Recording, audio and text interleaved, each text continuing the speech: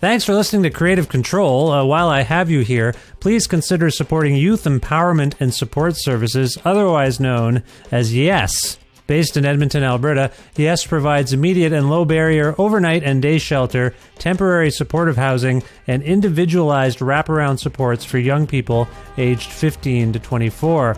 They work collaboratively within a network of care focused on the prevention of youth homelessness by providing youth with the necessary supports to stabilize their housing, improve their well-being, build life skills, connect with community, and avoid re-entry into homelessness. Learn more about how to donate or otherwise support YES by visiting yess.org. Hello, fellow Creative Control listeners. My name is Mac Cameron. I live in Toronto, and I have been listening to Creative Control with Vish Khanna since episode 119. That featured all 5 members of one of my favorite bands, Constantines. I listened backwards from there and then forwards, and I know it sounds, over the top or cliche, but finding the show changed the course of my life. It inspired me to pursue a career in radio and to do what I can to support the arts in my community and across the country. So I give to Creative Control because I feel like I owe the show and Vish for helping me figure out what the hell to do with my life. Beyond that, I give to Creative Control because I think independent media, especially insightful, entertaining, thoughtful, and thorough independent media, is something that is worth paying for. What I appreciate about Creative Control is Vish's ability to treat Canadian artists, or any artist for that matter, with the seriousness and appreciation he would any other artist.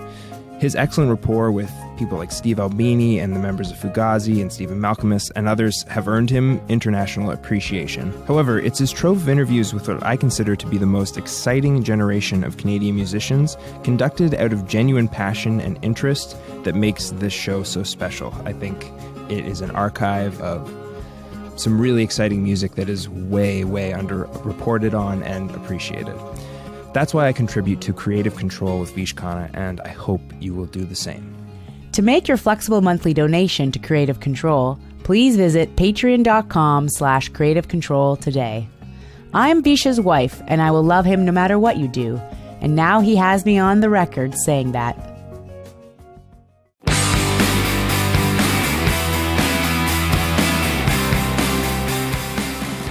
Doug Gillard is a gifted guitarist, songwriter, producer, singer, and multi-instrumentalist based in Queens, New York. Originally from Cleveland, Ohio, Gillard came to prominence as a key member of notable bands like Starvation Army, Death of Samantha, and Cobra Verde, and later formed, led, or joined the likes of Bambikino, Gem, and Nada Surf, among others. He's also a solo artist whose most recent album is 2014's very infectious pop song collection, Parade On. In 1997, Gillard first began working with the one-in-a-million songwriter and frontman Robert Pollard, initially as a member of Guided by Voices for 7 years, then as a close collaborator on Pollard's other projects, and once again as a member of GBV ever since 2016. On June 28, 2024, GBV Inc. released the 41st album by Guided by Voices, which is incredible. It's called Strut of Kings, and it prompted Doug and I to connect for a talk about things like living in Queens and a Joey Ramone encounter, the ways Bob Pollard writes and shares songs with the rest of GBV, and how his collaboration with Doug has evolved over 3 decades or so, loving Canadian comedy and sharing a flight once with both Eric Estrada and Kids in the Hall's Dave Foley, playing live on late-night TV talk shows, including 2 appearances on Open Mic with Mike Bullard in Toronto, our love of Conan O'Brien and writer-performers like Robert Smigel and Brian Stack, being a musical guest on Late Night with Conan O'Brien, the night Bill Hader made his debut as a guest on the show, what got Doug into music and the love he and Bob share for bands like the Beatles, among others, lyrical themes on Strut of Kings, why Bob doesn't do radio or podcast interviews, and me trying to change his mind somehow, GBV tour dates, another Doug solo album, other future plans, and much more. A part of the Lionsgate Sound Network with the support of listeners like you who follow and subscribe to this listener-supported and donor-driven podcast. Spread the word about it. leave nice reviews and ratings on your podcast platforms if you can. And make flexible monthly donations at patreon.com/Creative Control, which is the primary and most reliable way for podcasters like me to make a living. This is my primary source of income as I'm speaking to you. And where a $6 monthly subscription means you can access every single episode of this show in its entirety, which is not the case without that subscription, and indeed is not the case for this particular episode. So to learn more about how to support me and my work and access every single episode of this show at that $6 monthly subscription rate, please visit patreon.com/Creative Control. Thank you in advance for your support. With additional support from Blackbird Music, a wonderful record store with bricks and mortar locations in Edmonton and Calgary, Alberta, and a great website, blackbird.ca, where you can order Strut of Kings, and they'll ship it to your house if you can't make it into Edmonton or Calgary because you live in Ohio or somewhere. Again, learn more about Blackbird Music at blackbird.ca. Plus in-kind support from independent businesses like Pizza Trocadero, The Bookshelf, and Planet Bean Coffee in Guelph, Ontario, and Granddad's Donuts in Hamilton, Ontario. This is episode 880 of Creative Control, featuring the lovely and talented Doug Gillard from Guided by Voices, with your host, me, Vish Khanna. Please enjoy this excerpt from our conversation, and to hear the whole thing, again, subscribe to the show at patreon.com/Creative Control.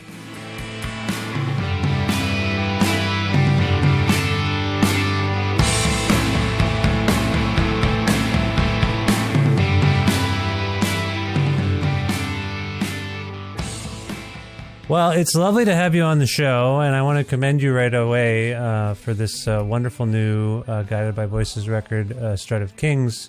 It's remarkable. I've been listening to it. I've been, obviously, what else have I've been smelling it. I've been tasting it. No, I've been listening to it in the house, and I decided to go for a run with it. And when I run with music, whatever the music is, even if it, sometimes if the BPM is slow, I slow down, and that's not good. That's not good for the running.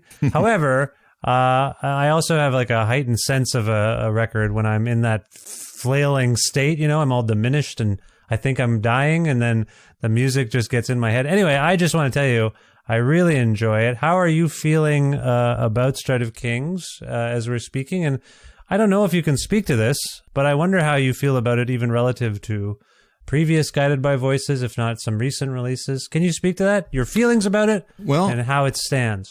I think it's great. I think it's strong. We finished strong. No. It's I don't know. I think it's a good batch of songs. Yeah.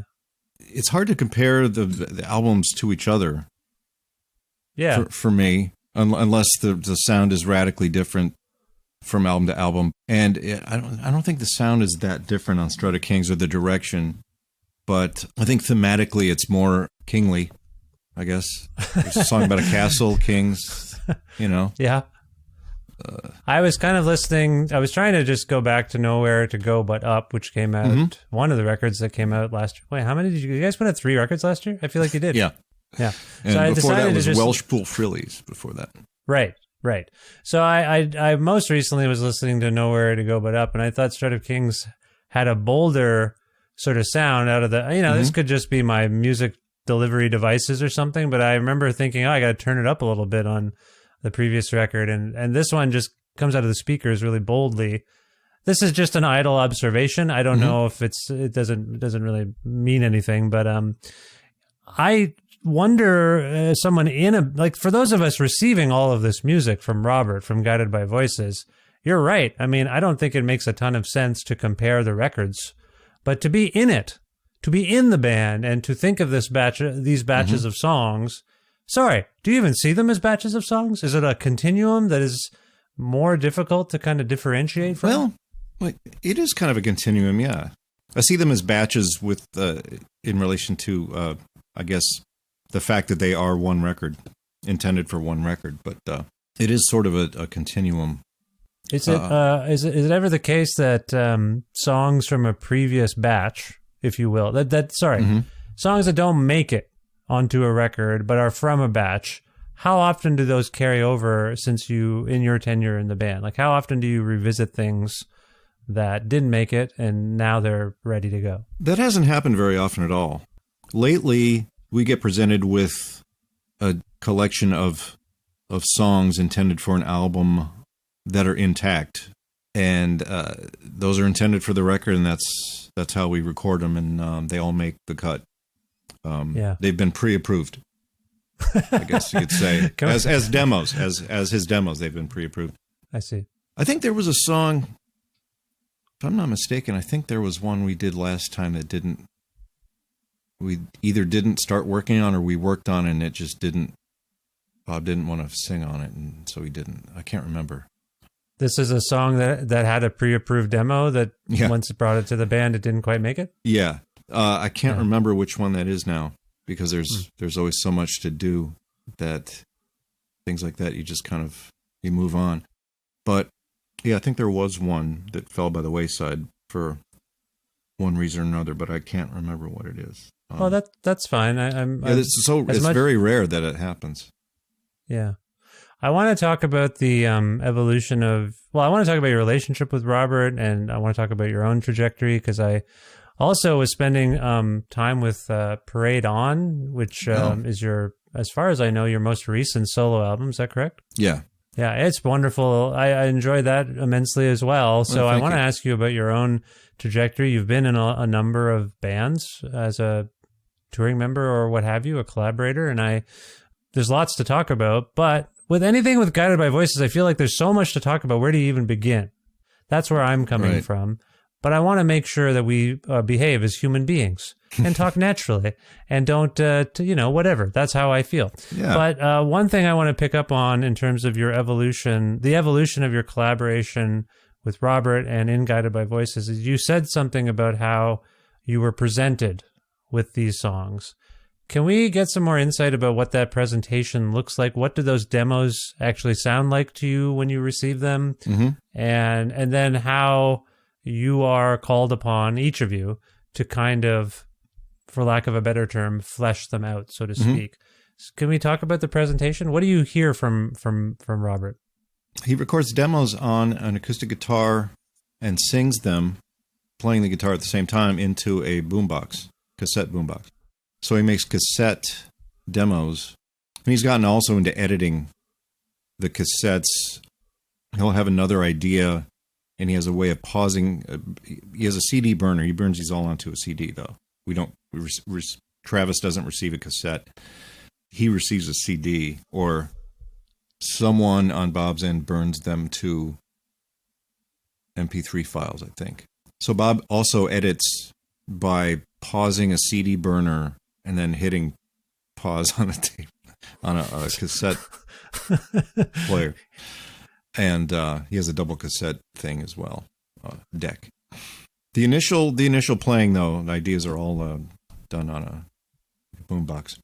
So it's cassette with vocals together.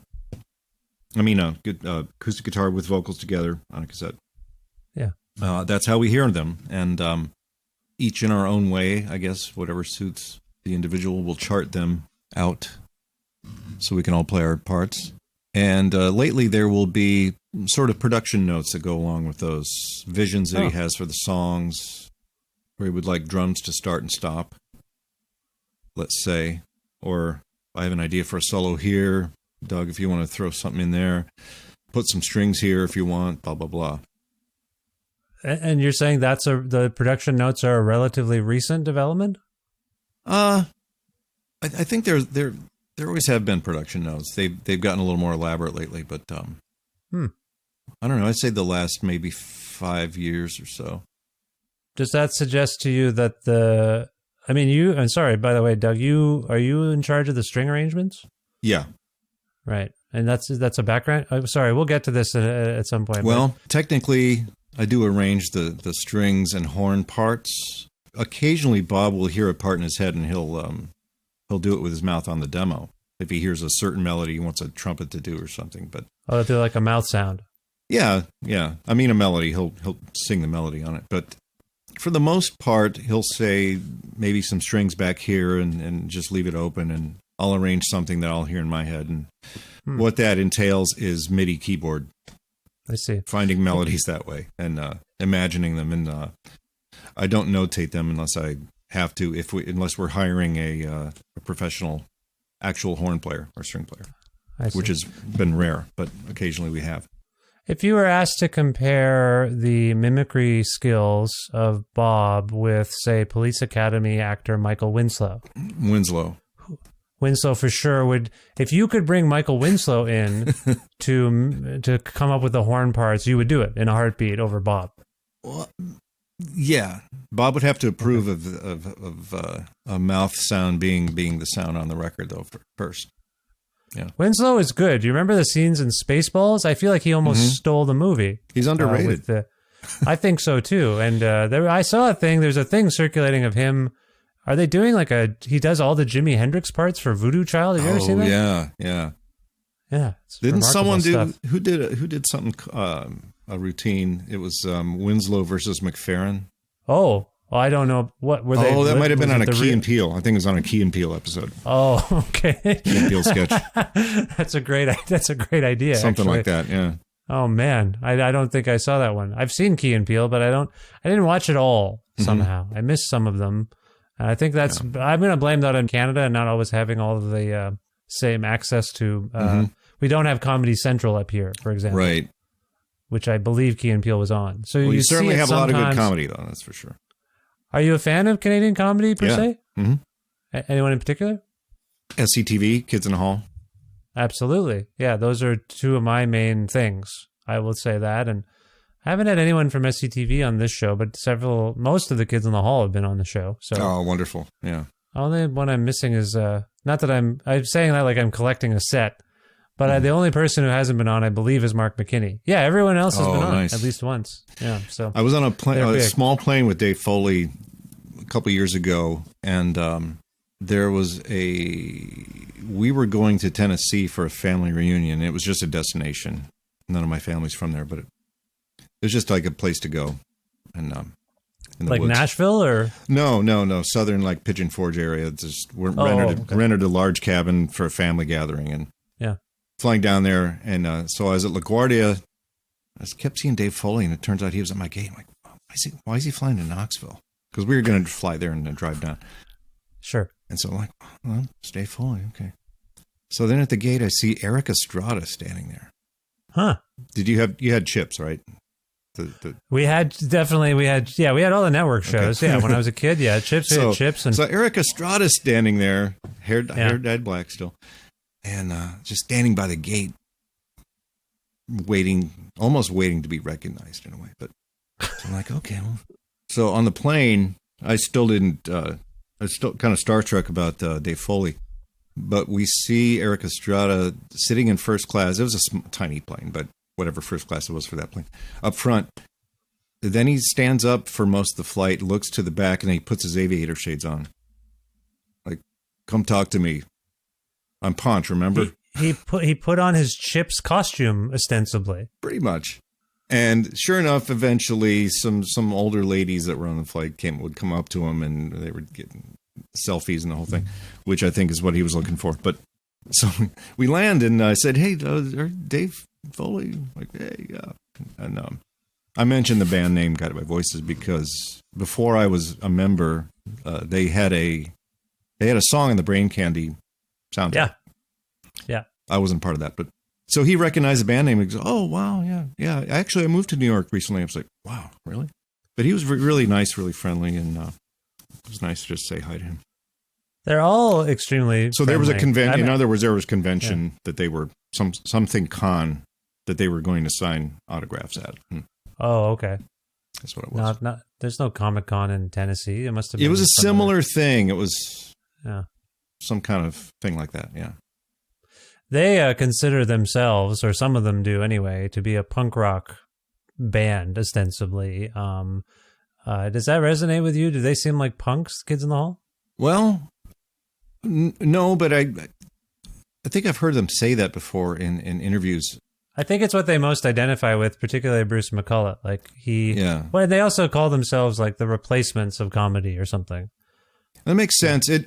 One would have to put themselves back in the comedy scene of that day to know how that they were sort of renegade, a renegade troupe and not doing the traditional sort of thing. I think that's what they're getting at, right?